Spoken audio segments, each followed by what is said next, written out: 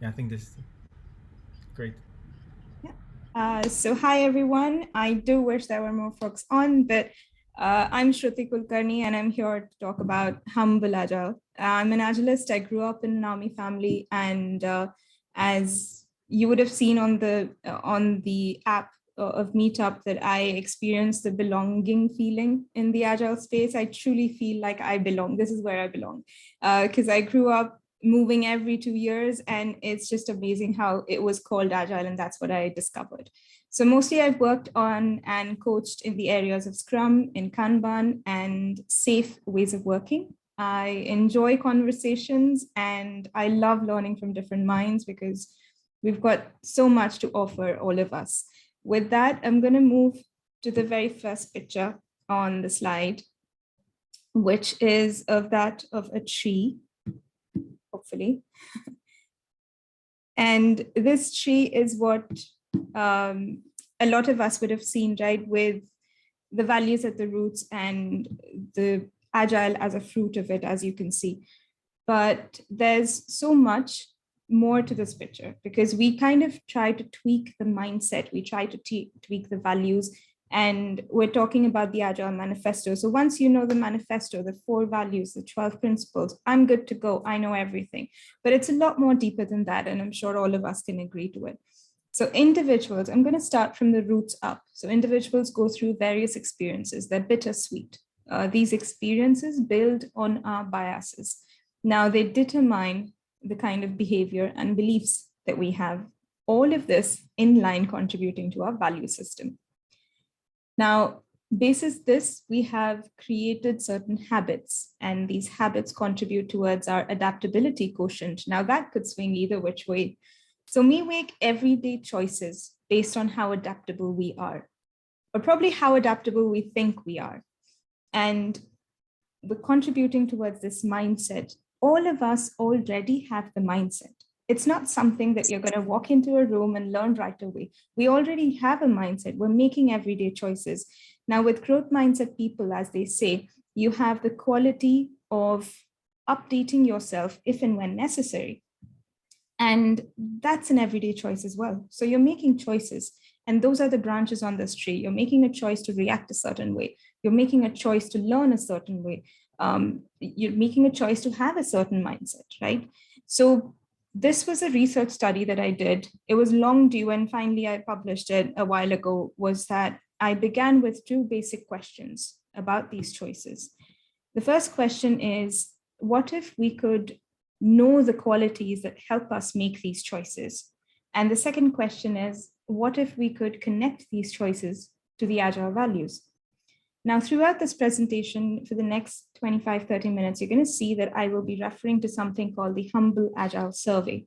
So there was a survey that was sent out as part of the research to 100 Agilists across domains, across geographies, just to gain some perspective of what actually is happening. Now, 2 of the things that stood out in respect to these questions from that survey was that close to 50% of the people said that knowing the Agile Manifesto helps people bring about behavioral change. It does give them that nudge. But then 89% of the people from the survey said that they see behavioral anti-patterns among the same people who say that they are so-called experts. I'm going to use air quotes, but they say they're experts, but you have people who have behavioral anti-patterns. Now, there was a bunch of interviews that I was privileged to have with a lot of agilists, a lot of leaders that I had a few common concerns from. So these were a few common concerns that came about, beginning with attrition, beginning with a tug of credit happening at work, and having difficulty in having a conversation with opposed views.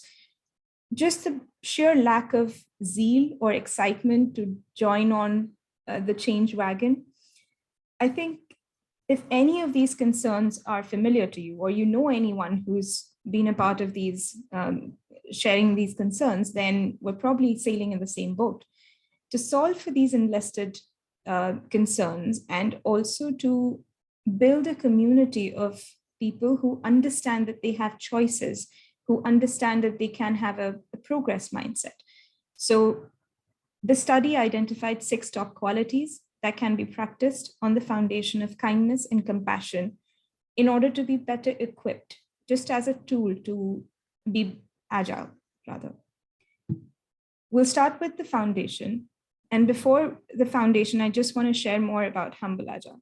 So we saw earlier from the picture of the tree that adaptability is a behavior and agility is a consequence of that behavior. So humble intends to be an introspective approach. It's a collection of 6 qualities. As you would have noticed, humble is an acronym of those 6 qualities. What are those qualities? It starts with honesty and move to unbiased, which is difficult. The next is mindful, brave, listening, and empathy. So all of these are practiced on the foundation of kindness and compassion. Now, this is what the approach looks like. Why the name humble, you could ask. As a result of the Humble Agile survey, there were numerous people who identified that humble is probably the first identifiable quality that they want to have among their peers in an agile environment.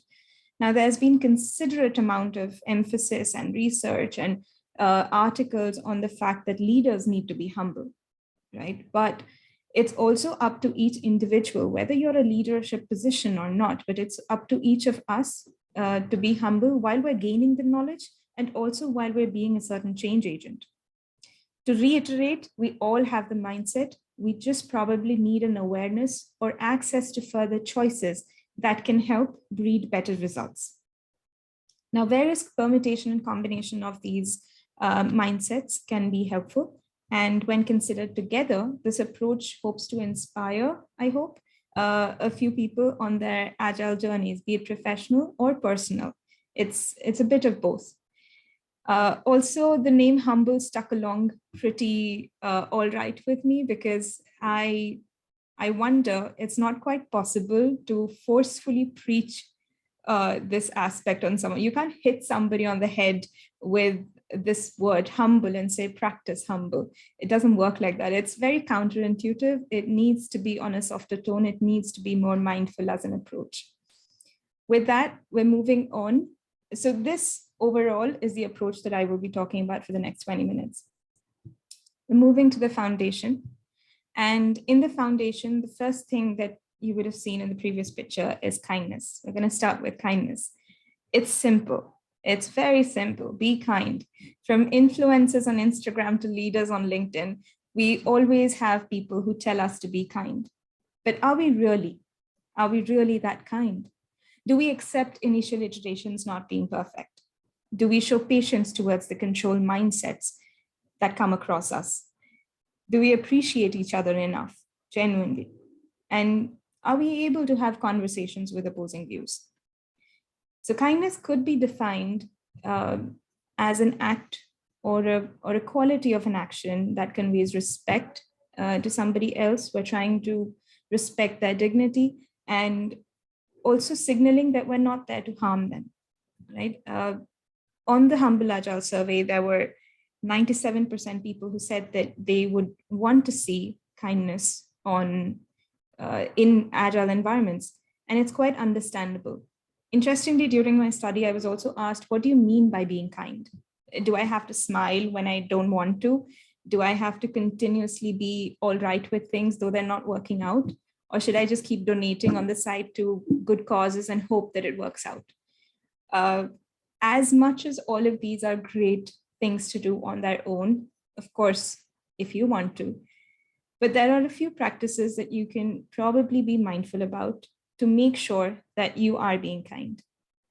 Now, the first one would probably be authenticity, which is quite important. Fake kindness is noticed very easily.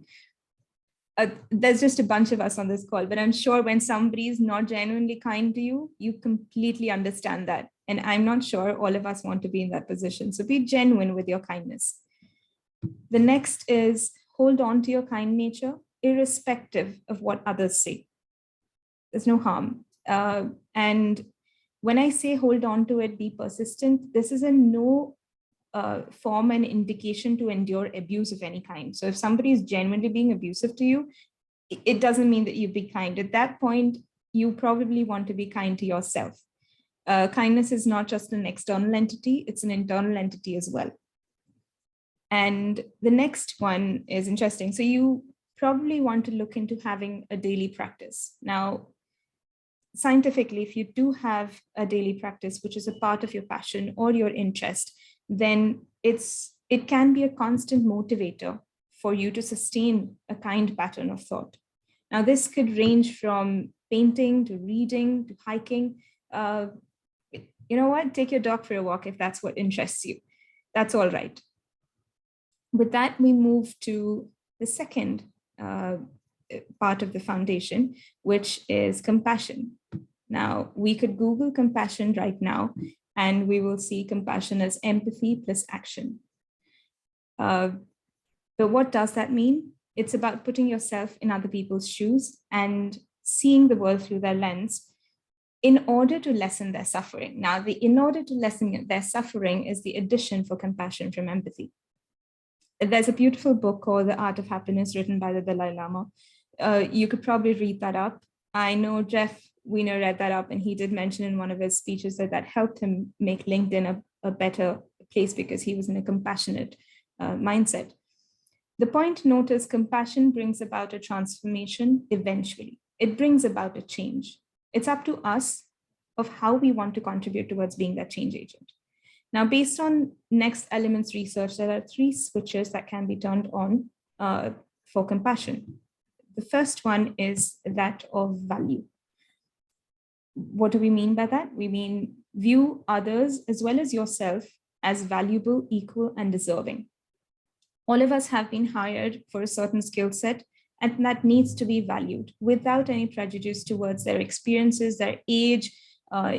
You know how people fondly say, I've been in the industry for 20 years and you've been only for 2 years. It doesn't matter. We need to provide value to whoever is in that position that we're working with.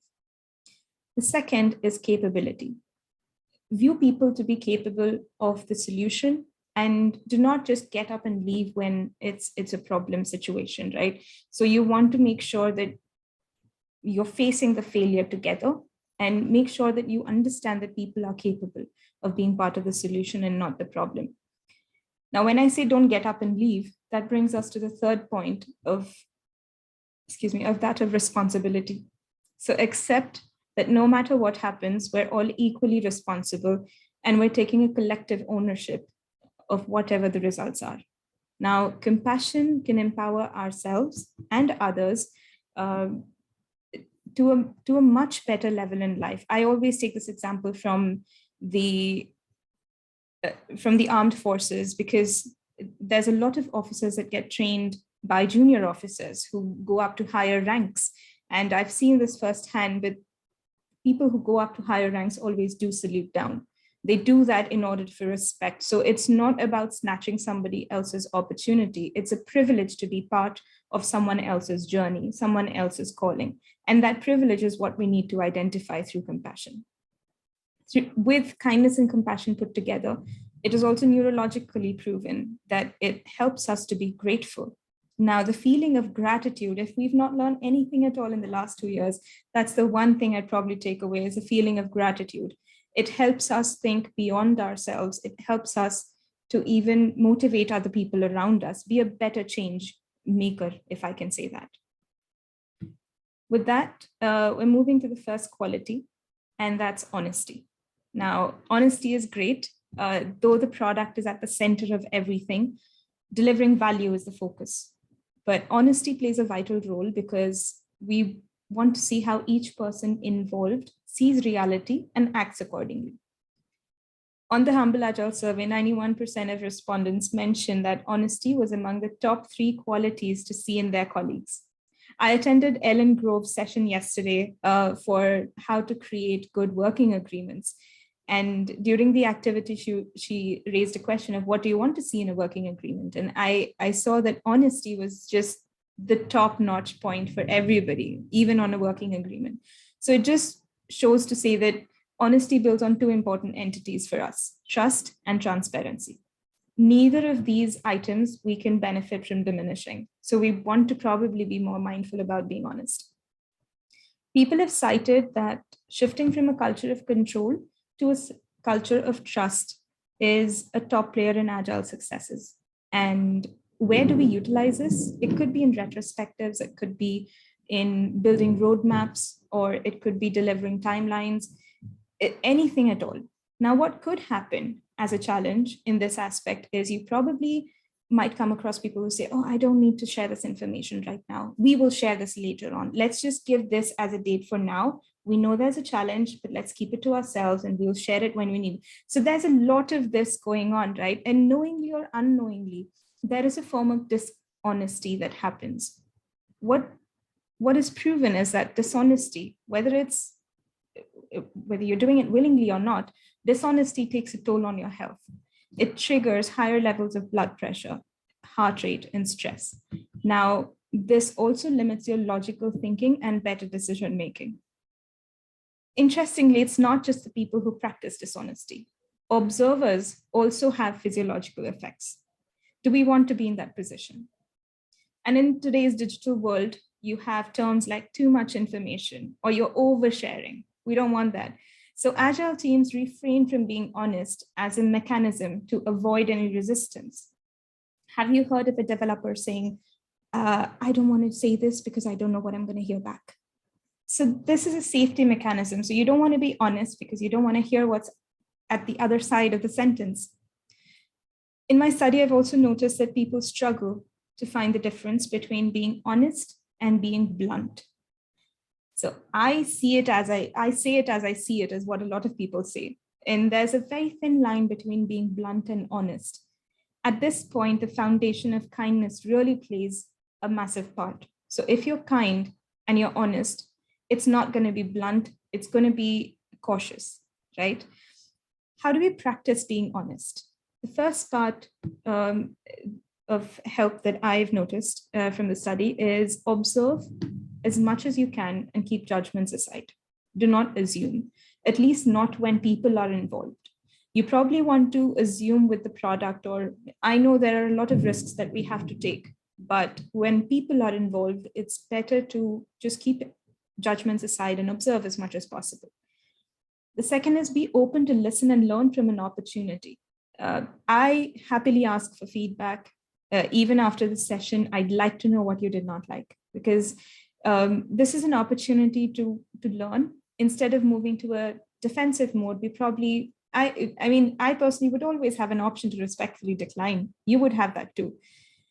The next is have an honest conversation about the positive and the negative impacts. This is important. Be clear, be precise. Again, taking away from the working agreement session I had yesterday, everybody wanted that we need clarity in things. Clarity is important. Again, keep kindness and compassion intact, and it's going to be impactful. The last is, I find this very important, is hold yourself accountable to the same standard that you would expect from other people. So you can't put other people on a different standard and you give yourself a free pass. It's not fair. So honesty is a factor for productivity, and we ought to be deliberate with it. With that, we move to the second quality of being unbiased. Now, this is a quality that even if we struggle with, we're completely unaware of most of the times, just for the sake of what it's called, right? We are seriously poor at recognizing our own biases because our brains are wired so well to help us make quicker decisions with minimal cognitive effort. And with high biases comes, it becomes more difficult to bring about change. Now, scientifically, it's proven that no human can survive without a bias. We need to have a bias. You want to get onto a plane, you need to have a bias that it's going to fly well, right? But what we're talking about by unbiased is not to be 100%, but it's about trying to make sure that we're mindful of carrying the bare minimum bias that we can towards a situation.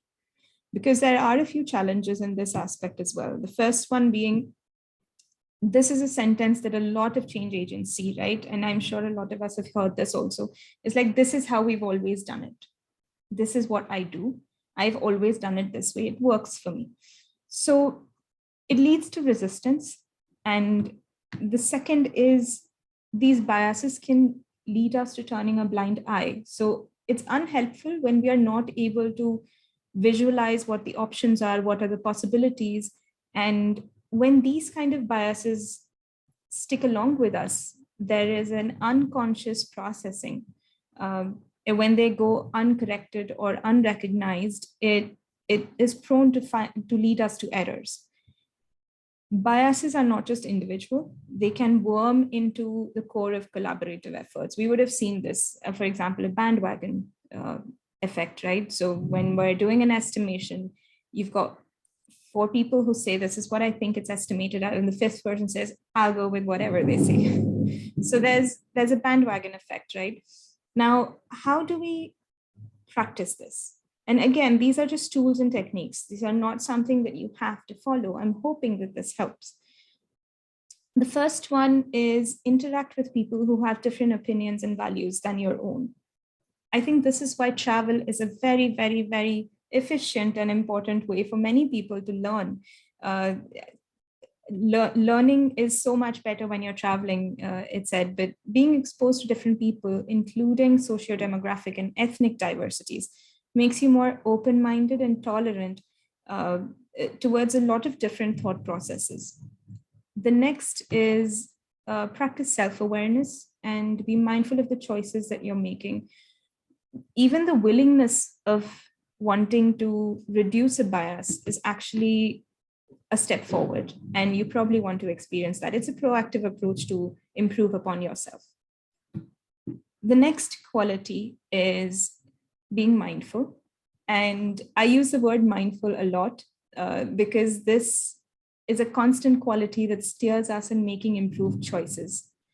There is a lot of attention to detail, a willingness to consider any alternative, and we want to be responsive to change when we're being mindful. There is extensive work on research done just on this one topic alone, and I know some amazing coaches who coach for mindfulness. Now, the core area of fusion that happens between Agile and mindfulness is defining the similar characteristics. Both talk about people, both talk about simplicity, they talk about adaptability, and also about focus. We want to have focus, and these two approaches, that's why I feel, are very complementary and have a very high benefit from being together. Now, when you're being mindful, and the first point actually as a challenge that I want to mention was not something that I came up with before the study, but while I was studying, I realized that this is one of the challenges, is that mindfulness can lead to over-awareness. And people don't want to be too mindful because they feel like they can get pulled into the current state, and it can be a cause for increased frustration and a lack of vision.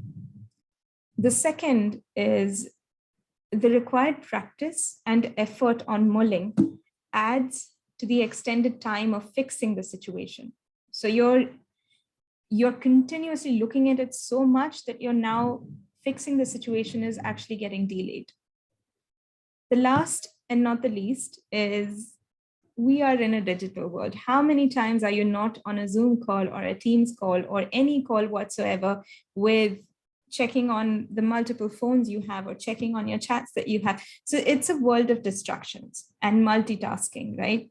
Building focus and being mindful is more challenging now than ever. Practicing mindfulness, like any other behavior, becomes vital. And how do we do that? The first thing is deliberately pay utmost attention to your thoughts and to your sensations. Be as unbiased as you can. So keeping judgments aside will help you work towards a common goal. In a controlled trial experiment, the 3-minute breathing exercise has actually proven to be impactful for making better decisions and also to improve on your listening skills.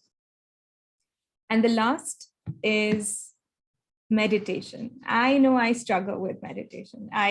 I'm dyslexic and I wander about in so many thoughts. It takes me immense practice to get through meditation. It's a more formal practice, and you can take up that you can take up to improve on your mindfulness quality.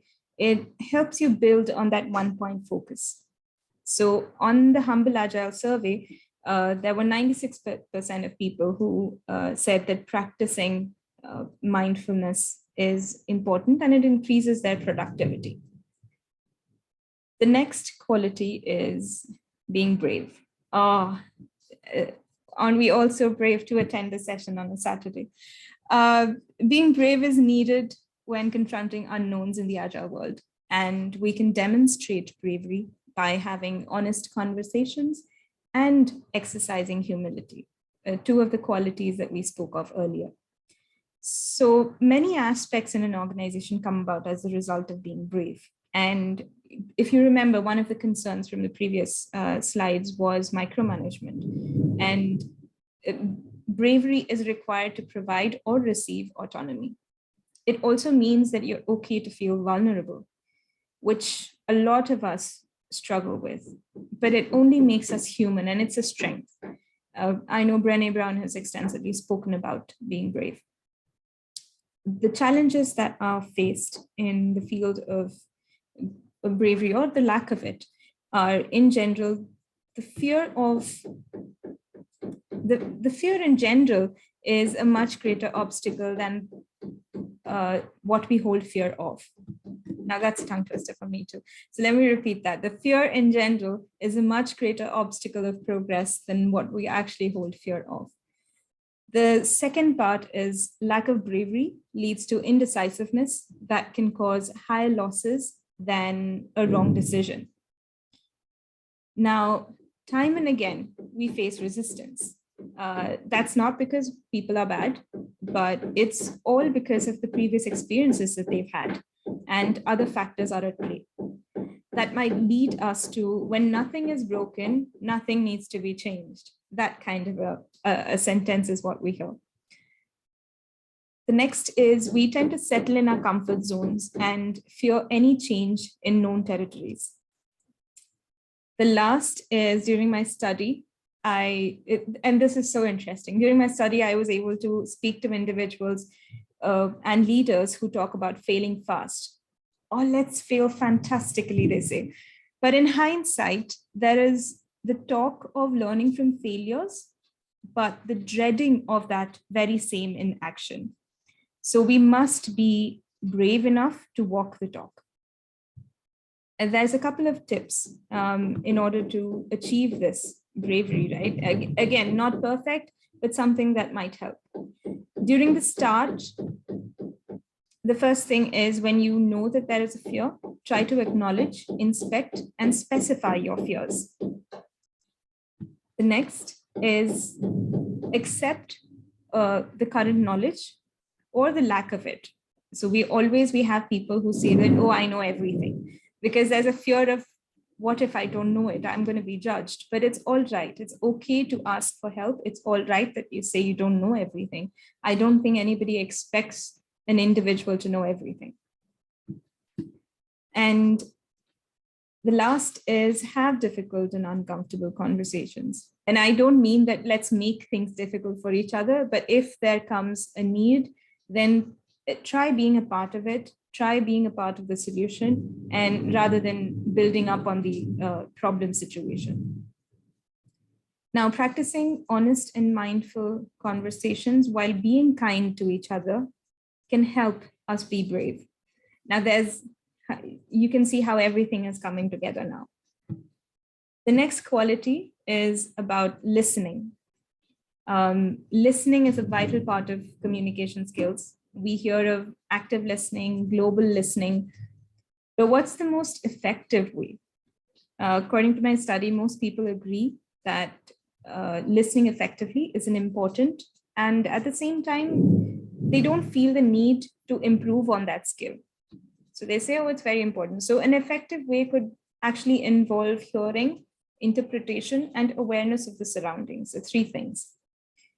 Research has proven that listening effectively can help us gain more information and reduce conflicts, improve on trust factor, and also inspire others and ourselves. So many benefits, then why do we struggle? One of the challenges that did come up was, I love the challenges on the listening aspect. It's about listening is probably harder for people who tend to be habitual interrupters, who are constantly distracted. Like I said, there's a lot of distractions around. It's thundering outside right now, but I'm going to stay focused to this presentation. The next one is being veiled with perception and biases. So once we have a bias, it stops us from perfecting the skill of listening. Now, how many times do we walk into an agile space and we understand that we always know someone who thinks that they know more than the speaker at all times? So this is pretty common in the agile world, or even on a personal level, depending on which region or country you come from. But this might lead to three states. One could be selective listening, or talking over the speaker, or as we famously say, you're listening to respond and not listening to understand. So you're trying to make up the next question while you're listening to someone. There are a few practices to help on this. And the first one is focus. Building focus involves you moving away from distractions and also, interestingly, removing yourself from the center stage. This is something we don't think about often. We always talk about, oh, how do I stop this person from talking because I need to respond, but you're not the center stage, the person who's speaking is. The next point is try to be as unbiased as possible, decrease your bias. Improve on your awareness, improve on your mindfulness. And the last point is interest, effort, and context. Now, this is a three-part thing. You need to have enough interest in the speaker because it's difficult to focus if you don't. And also, we want to be kind to the effort that is being made in order to share information. Context is really important. We work with people from across geographies, across countries, and with cross-functional distributed agile teams, culture is also an important part of context that we need to be mindful about. Now, as per the survey that was shared across, there were 70% of individuals who said that agile experts lack the skill of listening, which is quite contradictory. Though 26% of the people felt comfortable talking to their teams, it was contradicting that close to 57% of people said that their teams don't actually listen to them. Don't we always approach people who are better listeners? Even on a personal level, we want to talk to people who listen to us, who understands where we come from. And to that point, we move to the last quality, which is empathy. And empathy in its simplest form is understanding the feelings and emotions of other people, understanding where they come from, as I said, and their perspective. Often this is mistaken for sympathy because in sympathy, we're just feeling the concern of the other person and we're just hope that they're okay. But empathy is probably a step different than that. And as we saw earlier on, we all come from different countries, experiences. Empathy is a connectivity of an emotion that gets us to emerge from those experiences. In today's world, with so much happening, right? The world seems like a small place. It's good for us. It's probably a duty, if I can dare to say that we improve upon our personal attributes in order to work with people. Working with people is the very essence of agility, isn't it? So in that regard, during the practice of agility, there could be a few challenges, or the lack of which there could be a few challenges. The first one is teamwork and collaboration can seem challenging if you're not empathetic. That's the first challenge. The second is interpersonal differences. Have you seen your team has some sort of an emotional Cold War? I'm going to say this. There's some kind of an emotional interpersonal difference happening, and you're ignoring that, and you think the better way is to add a process to the system. So interpersonal differences kind of are ignored, and you see that to add a process to the system, and that doesn't help anybody in the long term. The next is there might be a common bias where empathy is considered limited to customer facing roles. I'm not facing the customer, I don't need to have empathy. It could be that way. And with lack of empathy, we tend to blame an individual, the blame game, as we say. And though it's natural, but it's a destructive pattern in teams. People fear of getting sunk into the emotional turmoil. As we spoke earlier, this is definitely something that happens in empathy. And there is a sort of fatigue, a fear of fatigue that happens. And which is normal. There's a lot of articles that will give you quick tips, quick 3 steps to be empathetic.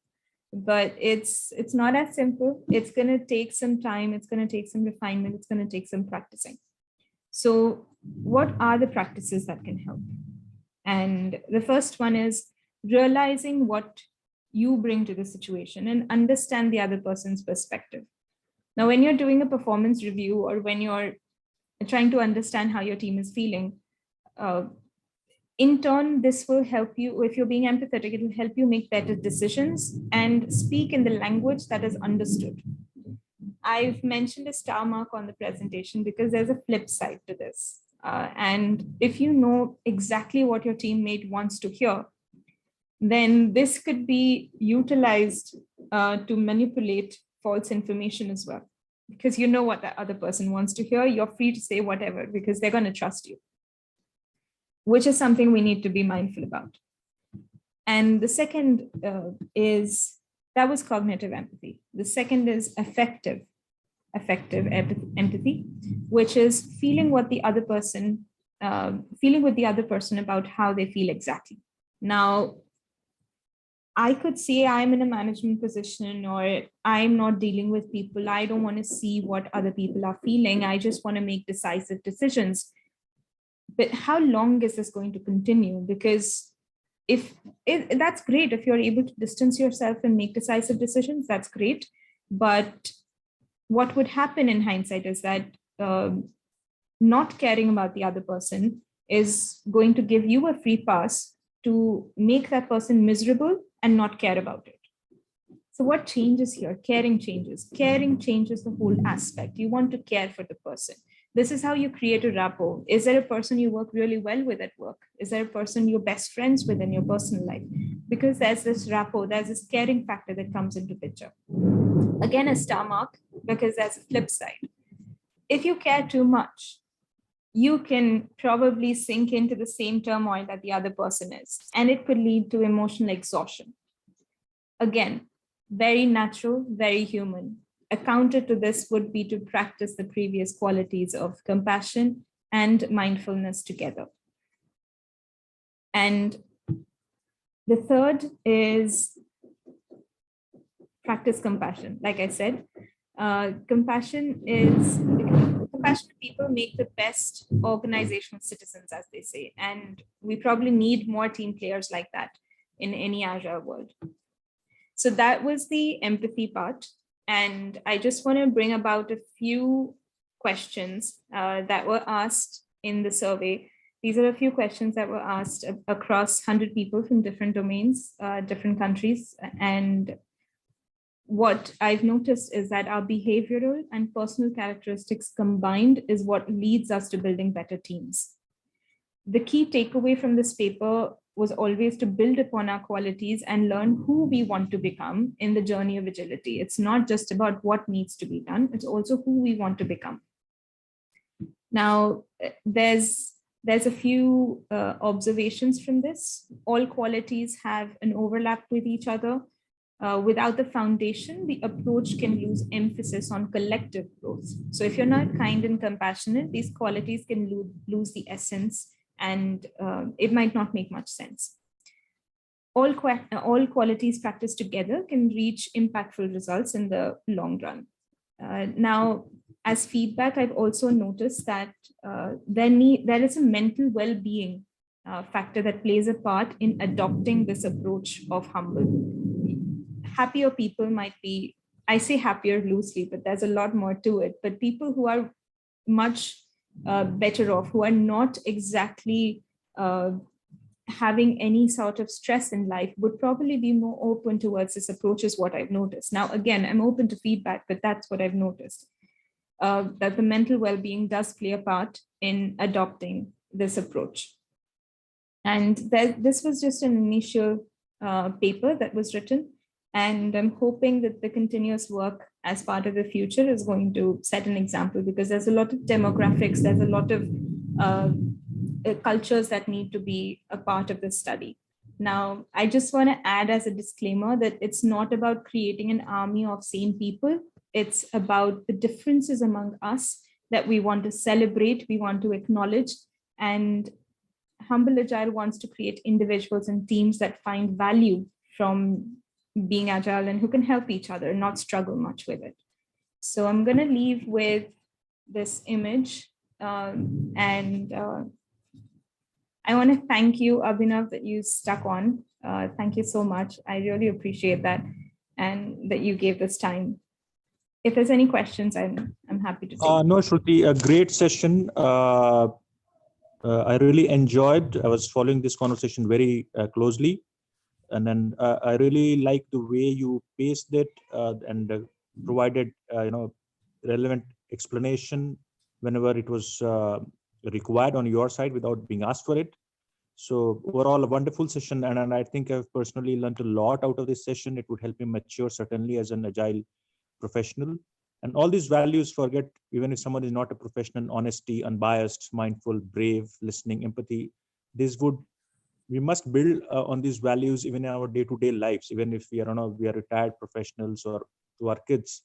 So great session. I would like to go through the recording once because I joined a bit late, but I was around, not to give anyone any support that I'm the only participant, but I was really enjoying the session, and your presentation style is awesome. I liked it. I would also like to take forward the learnings out of this session. So full marks to you, Shruti. Yeah, and it started to rain here. I'm also based out of Pune, I believe. Are you based out of Pune? I'm not. I'm actually based out of Hyderabad. Okay. It's started to rain here as well a bit. So I thought maybe. Can you hear the thunder? Can you hear the thunder? Yeah. A bit, because it's also raining here. So maybe because of that, I'm not able to hear the thunder at your place, but I can certainly hear the thunder at my place. Yeah. But overall, a great session. And, I would like to go through the recording because I missed the first 10 to 15 minutes of this session, Shruti. No worries. Thank you so much, Abhinav. This means a lot to me that you made out the time. I appreciate that. And like I said, my LinkedIn's on there, and maybe we can connect. I'd love to connect. Yeah, I'll connect with you over LinkedIn. And I really enjoyed the presentation style, the way you explained things in greater detail, clearly articulating the challenges and what would be the focus areas of the 6 values. Humble, agile. Really appreciate your preparation, the hard work that we have done in gathering data, survey, and you brought back some really relevant examples, distractions while using technology. Everything awesome session, Shruti. Thank you so much. Thank you, Abhinav. I hope you have a great time ahead. Attend a few more sessions. There's a lot on Access Agile. Thank you. How do we get the recording link, Shruti? I will share the recording link. It will be on the meetup page, I'm hoping, but it's also going to be on the Access Agile. I will definitely reach out with the link. No worries. Thank you so much, Shruti. Wish you a wonderful day ahead. Take care. You too. Thank you. Bye.